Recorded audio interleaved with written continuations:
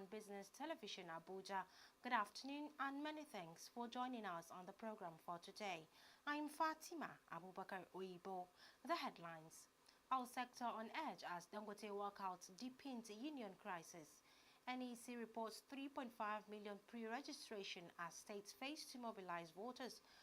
No resumption yet, Senator replies Natasha. On the foreign scene, South Korean women sue U.S. military over decades of abuse. Details of the stories and more to come after the short break. To stay with us.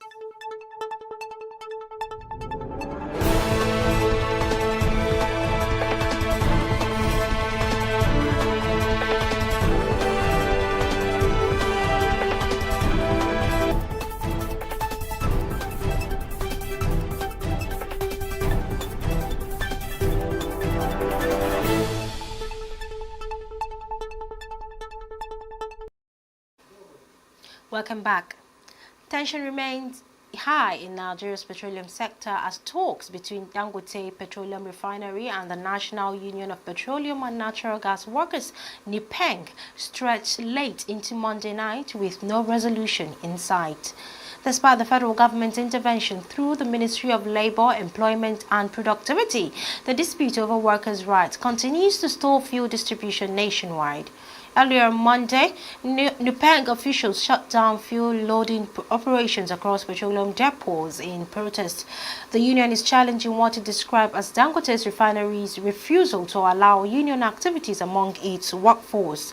A high-level meeting was convened at the Ministry of Labor's conference room with expectations that both parties will sign a memorandum of understanding to end the impasse. But those hopes were dashed as discussions dragged on for hours. In attendance were top executives from Nupeng, the Nigerian Labour Congress, and the Trade Union Congress.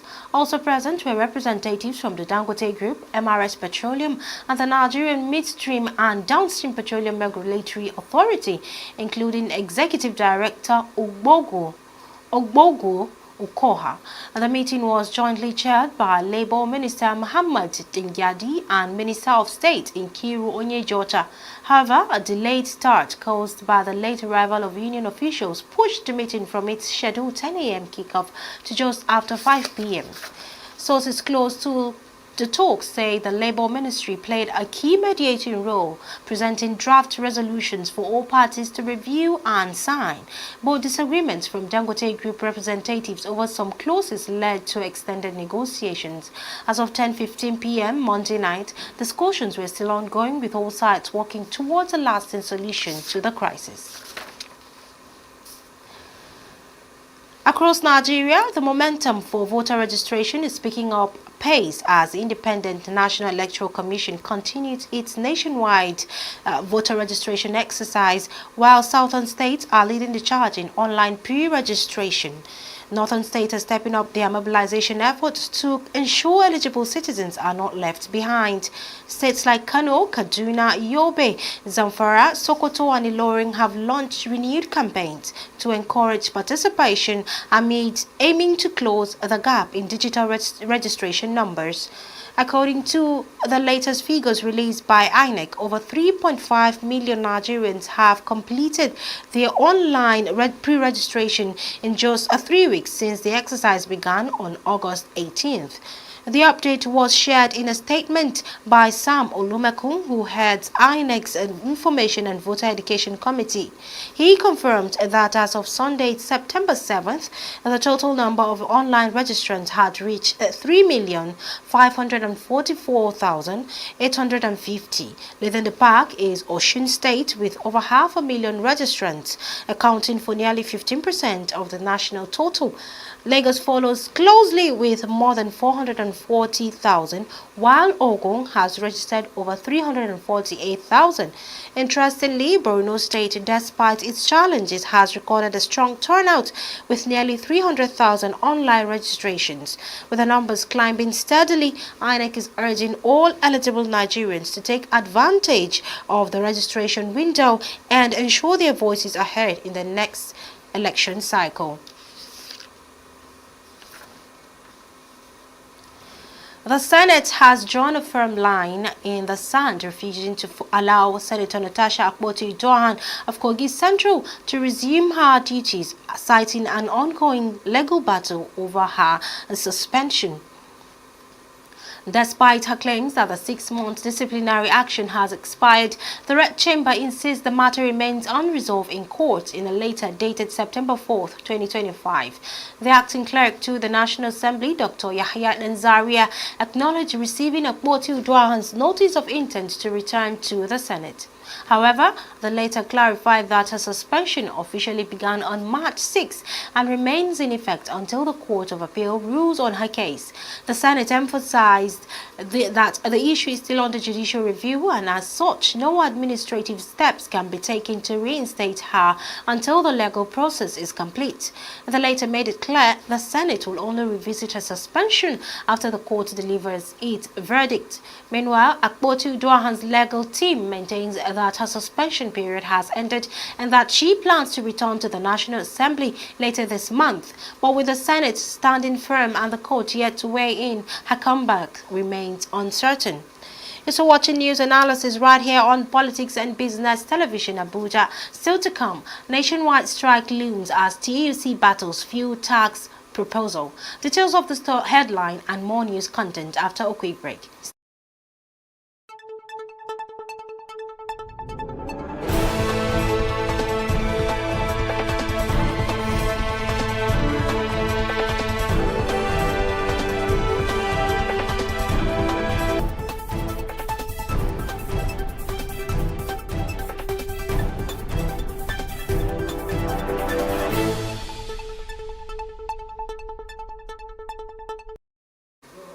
Welcome back. Now moving on to business matters. Tensions are rising across Nigeria as the Trade Union Congress has issued a stern warning to the federal government. Scrap the proposed 5% tax on petroleum products or face a nationwide strike within 2 weeks. The union says the levy will deepen the economic hardship already felt by millions following the removal of fuel subsidies and soaring inflation. The TUC leadership described the proposed task as a cruel economic decision that will worsen the daily struggles of ordinary Nigerians. They accuse the government of experimenting with citizens' livelihoods instead of offering meaningful relief. In a strongly worded statement, the union announced it is rallying support from civil society groups, student unions, religious organizations, and market leaders for what it calls a total nationwide resistance. The strike action, they say, is not just a possibility, it's imminent if the government doesn't back down. Meanwhile, the organized private sector has joined the chorus of opposition. Business leaders argue that the surcharge, if implemented, will inevitably be passed on to consumers, driving up fuel costs and further straining household budgets. Gabriel Idahosa, president of the Lagos Chamber of Commerce and Industry, warned that the task would hit the transportation sector hardest, as many Nigerians already limit car usage due to high fuel prices. He cautioned that public transport systems could buckle under increased demand. The government, however, insists that no date has been set for the tax implementation. President Bola Tinubu's tax committee clarified that only the finance minister has the authority to activate the measure. The surcharge, rooted in a 2002 law establishing the Federal Roads Maintenance Agency, is intended to fund road infrastructure, but critics say the timing couldn't be worse as the debate intensifies. Nigerians brace for what could be another wave of economic unrest. On the foreign scene, in a powerful move for justice and recognition, more than 100 South Korean women have filed a landmark suit against the United States military, accusing it of abuse tied to decades-old forced prostitution. The case marks the first time victims have formally sought accountability and apology from Washington, shedding light on a dark chapter in South Korea's post-war history. The plaintiffs, 117 in total, say they were coerced into working in a state-sanctioned brothels that operated near U.S. military bases from 1950s through the 1980s. These establishments, historians say, were part of a broader system designed to serve American troops stationed in South Korea during the Cold War. In 2022, South Korea's Supreme Court ruled that the government had illegally created and managed these brothels, ordering compensation to over 120 victims. But last week's lawsuit takes the fight further, directly naming the U.S. military and demanding both financial restitution and a formal apology. Each woman is seeking 10 million won, roughly $7,200 in damages. Unlike the widely known plight of comfort women under Japanese occupation, these victims have remained largely invincible, overshadowed by the strategic alliance between Seoul and Washington. Activists argue that the silence has persisted for decades, despite the fact that the economies surrounding U.S.-based towns, including bars, barbershops, and restaurants, once accounted for nearly a quarter of South Korea's GDP in the 1960s and 70s. This lawsuit is not just about compensation. It's about dignity, truth, and recognition for women whose lives were shaped and scarred by a system few dared to confront. And for sports news, let's join Ayoko Tom.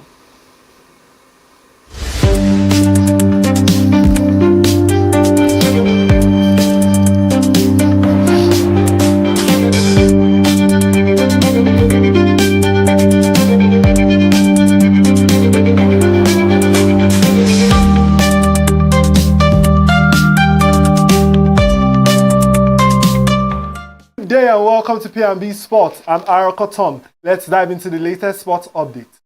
Nigeria Super Falcon goalkeeper Chiamaka Nnadozie had her first taste of English football as she faced Aston Villa. The game ended in a draw, with Nnadozie making 4 crucial saves to keep her side in the contest. While in international football, Tunisia has officially qualified for the FIFA World Cup. This will be their 7th appearance and their 3rd consecutive qualification. They become the 2nd African nation to secure a spot and the 18th nation overall. Remarkably, Tunisia has played 8 qualifying matches so far without conceding a single goal. And in transfer news, Trabzonspor has reached a verbal agreement with Manchester United to sign goalkeeper Andre Onana on loan. Final details are now being worked out between both clubs. That's all for Sports Now on P&B. I'm Ayoko Tom.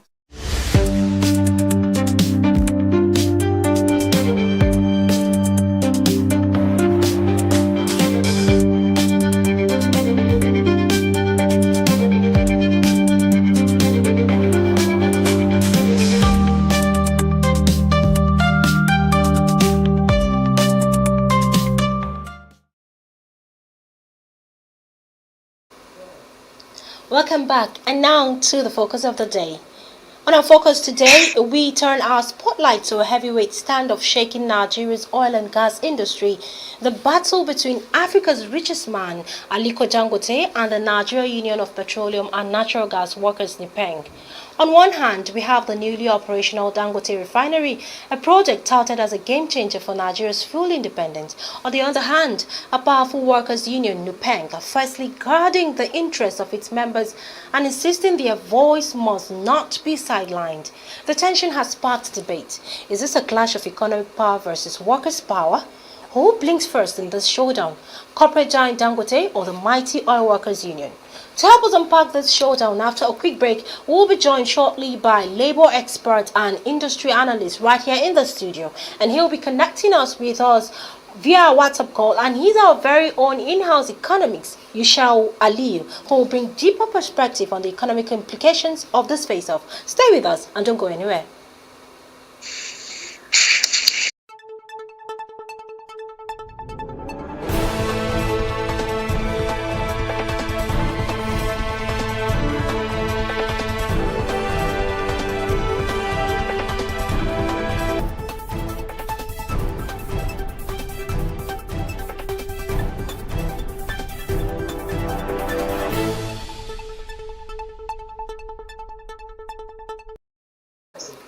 Let's dive straight into the heart of this debate. Dangote versus Nupeng. Who bows first? Is this battle about workers' rights, market control, or a mix of both? And what does it mean for the ordinary Nigerians? Let's bring in Yushau Aliyu, our in-house economics, joining us via WhatsApp call. Yushau, good morning.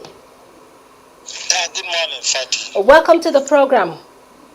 Thank you very much. You know the issue that is on ground since yesterday, and I'm very sure that you are conversant with this. Should I call it a showdown or a battle? So, from an economic standpoint, how critical is this standoff between Dangote and Nupeng, and what effect does it have on Nigerians? From the economic part of view, we have to look at the two bodies separately. Assuming Dangote is being faced by another refinery, then we will say it's a fighting, it's a competition. But once an industry is operating and the two segments are separate, then definitely it's not a fight, it's an agitation. And I want to also put it straight to the Nupeng, that Nupeng for a very long time has remained a segment of Nigeria Labour Congress. And being a segment of Nigeria Congress, they are representing the interest not only of its membership, but for the poor people of Nigeria. And if we are also to look deep into the operations of refinery, Dangote will remain a blessing to Nigerian government, to Nigerian people, to Nigerian economy, for saving us from the embarrassment of exporting crude and then importing PMS and diesel that are refined products. This Dangote has made an initiative that even the NNPC cannot make in the history of oil and oil production and processing on our soil. But all the two components, when you put and look at them critically, you look at the road. We are aware that in trying to protect the interests of its membership, Pengasen has been subjecting poor Nigerians into different difficulties at different times. And enough is enough. Enough is enough for this industry to be subjugating Nigerians and putting Nigerians into an unwanted situation. Unwanted situation, there has never been a time when, because of an interest of one segment of workforce, will subject the entire nation into tyranny. I am saying this because I am aware that even NNPC has wanted to fight Dangote at the beginning by even making his own product to be substandard, which is a chronic lie. And I am aware some at different intervals they have been trying to subdue the success being recorded by this Dangote refinery. But however, if we can have it from the angle of Pengasen, I am aware that Dangote is not competing with anybody because they are not equal. If Pengasen will want to protect the interests of his people in the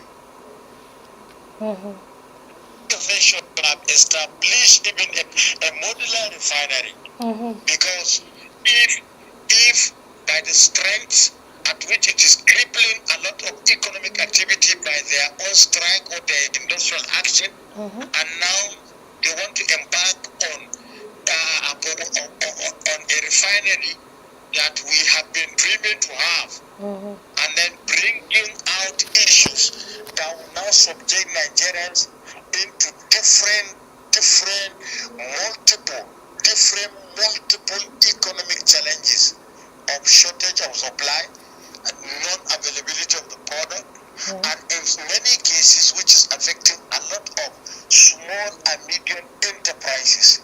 I think it's not a war, but a direct subjugation of Nigerian common people into an economic challenge that we don't know how it will look if they continue to face this refinery, that we know that this refinery has capacity.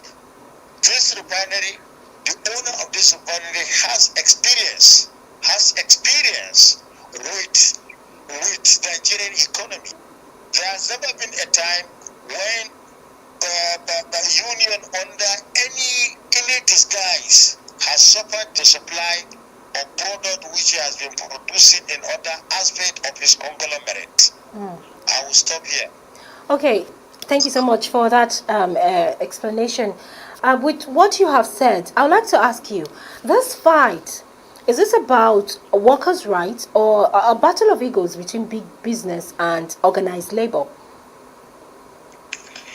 Look, it is not a fight. Okay. For workers. Okay. It is an attempt to cheat and subjugate Nigerian people. Okay. Because in the first instance, right from the operations of Dangote at the initial stage, like I told you, yes, the NNPC, which is the owner of which law has provided him with opportunity to bring about a bigger refinery than Dangote, cannot maintain its own refinery. But at the same time, the same NNPCL, after being repositioned by the new policy or the new act that is called Nigerian Petroleum Industry Act, that has regulated and bring Dangote to operate, they wanted to tell us, to tell the Nigerian people that the product which Dangote is exporting to the entire world, that has been standard, they were trying to tell us that this product is substandard. What is that? So for now, like I told you, for an industrial union to come in the name of protecting its membership will come and begin to express certain displeasure about the operations of Dangote. The Pengassi should understand that even workers under Dangote are supposed to have been a membership of their own industry if they are operating. Because the membership of Pengassi does not end from workers that are working outside Dangote refinery, but must include whatever provision that is made in the Dangote refinery. So, like I told you, if you can be in a competition when you are producing similar or related product. Yes. They are not competing. Pengassi doesn't have refinery. Okay. And if they are fighting for their workers, Dangote workers under the refinery are membership of Pengassi. So have they received any threat from workers that are working under Dangote, or they are trying to tell us workers that are within Dangote are not part of Pengassi? These are questions which need to be answered by this industry before we even look at what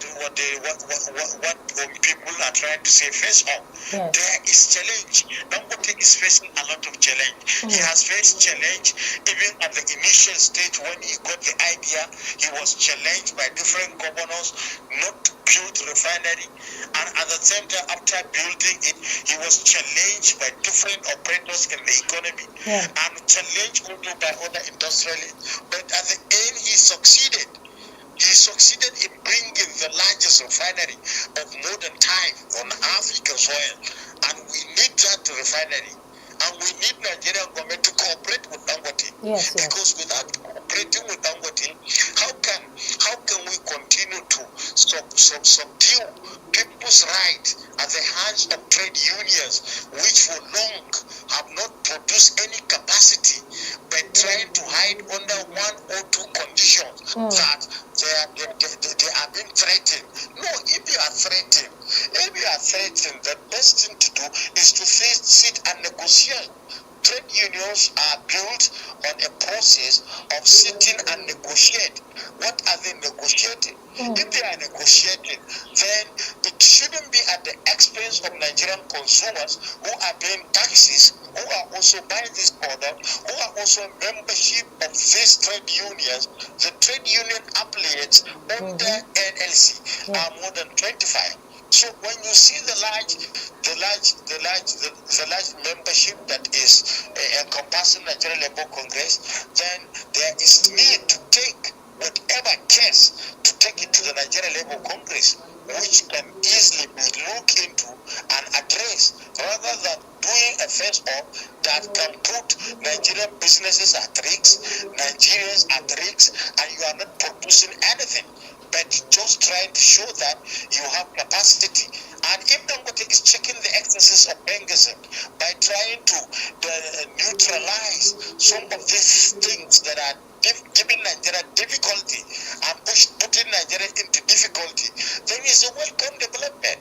We cannot continue to sit down when some people, because of impending rights, can also destroy other people's right to exist.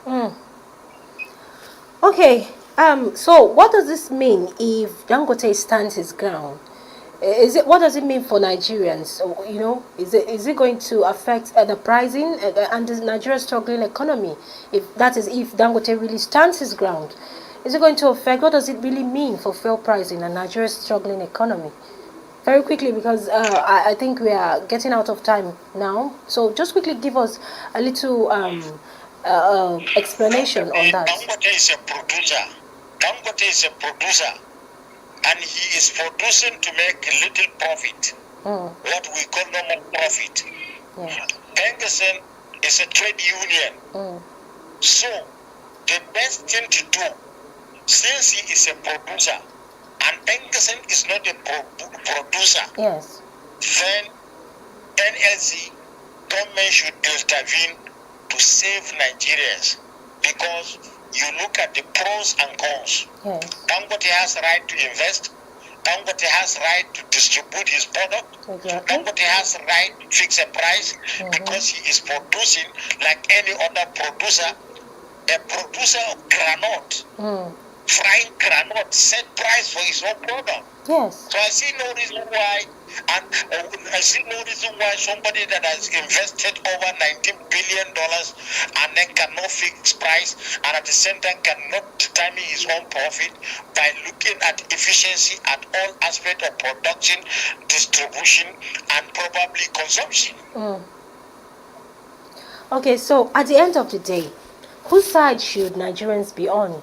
Is it the refinery owner, that's Dangote, promising us cheaper fuel, or is it the workers fighting for their rights? Because nobody stopped them from fighting their rights. Yes. But nobody can tell Dangote not to sell his product at cheaper prices if he can make profit. Okay. It's going to be satanic for somebody who is not producing, and then tell the producer of a product that his product are cheap and cannot be cheaper because they will push him out of business. Yes. That is the essence of competition.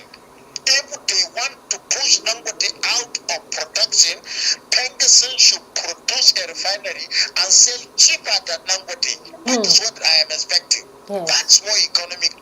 That is what can make economic sense to Nigerians and economic sense to even a layman.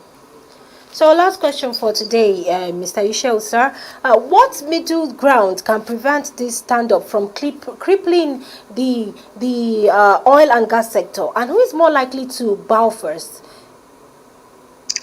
Look, anybody that is about to cripple our economy, there is law, economic and financial crimes laws that can deal with that person. And if Dangote